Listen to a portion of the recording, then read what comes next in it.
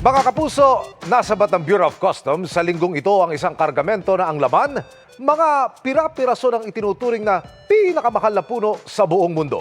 Anong puno ito at magkano ang halaga nito? Kuya Kim, ano na? Ito ang kahong nakumpiska kamakailan ng Bureau of Customs Ninoy Aquino International Airport.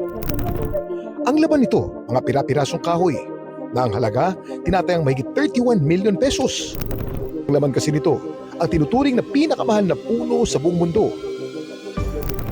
Ang agarwood o lapnisan. Ang agarwood o lapnisan ay isang mahalimuyak at mamahaling uri ng kahoy. In demand ito sa buong mundo. Ginagamit kasi ito sa paggawa ng mga pabango, insenso, pati mga gamot.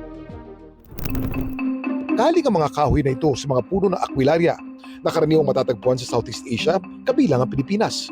Kapag ang puno ng aquilaria ay nasugatan o natamaan ng fungi, naglalabas ito ng mabangong dagta o resin bilang pandepensa.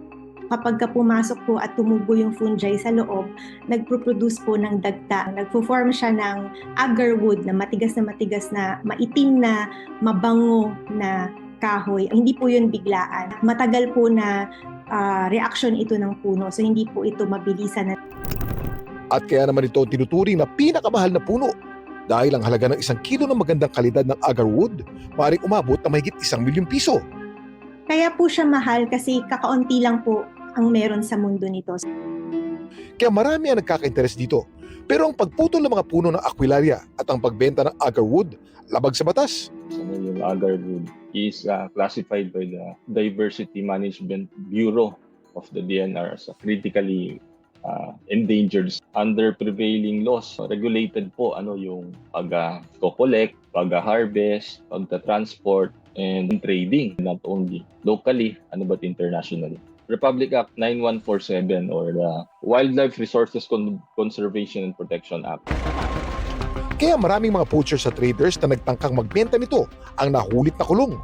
May involve imprisonment of up to 12 years pag pinatay mo po yan without securing the necessary permit from the DNR. And that would also involve fine up to 1 million pesos. Plus yung forfeiture and confiscation. Ang ating mga batas is strict sa conservation at protection ng ating wildlife natin. Malaki pong kabawasan sa kagubatan natin kapag hinayaan po natin yung indiscriminate na pagputol ng lapisan. Hindi lang po yung namumutol yung kailangan hulihin. Kailangan din po i-enforce yung batas sa mga bumibili ng lapisan illegally. Nakakasilaw man ang halaga ng mga lapnisan, pero mas malaki ang magiging kabayaran kung tuluyan itong mawawala sa ating kalikasan. Ito po si Kuya Kim, masagot ko kayo, 24 oras.